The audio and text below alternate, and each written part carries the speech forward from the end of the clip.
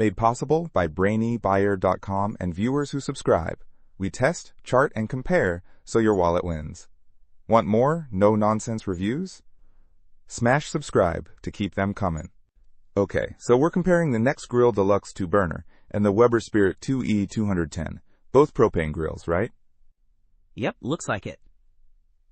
First thing that jumps out is the price. The Nexgrill is way cheaper, often around $265 compared to the Weber, though it's currently unavailable.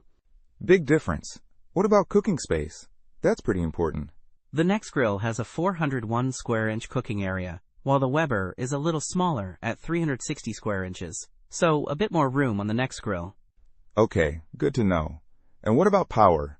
BTUs and all that? The Nexgrill cranks out 28,000 BTUs, whereas the Weber has 18,000 BTUs. The Nexgrill definitely packs more heat. So it'll heat up faster? That's a plus. What about the grates themselves? Material and all that? The Nexgrill uses porcelain-coated cast iron grates, which are great for even heating and easy cleaning. The Weber also uses porcelain-enameled cast iron, so similar there in performance. Durability-wise, anything stand out? The Nexgrill boasts a stainless steel control panel, which is always a good sign for resisting rust and heat. The Weber has a porcelain-enameled lid, which is also good for weather resistance. What about extras, like side tables, thermometers, and stuff? The Nexgrill has foldable side tables, which is awesome for saving space.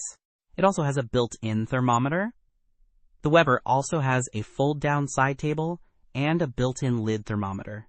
Both seem pretty convenient. I'm seeing the Nexgrill is convertible to natural gas. Is that true?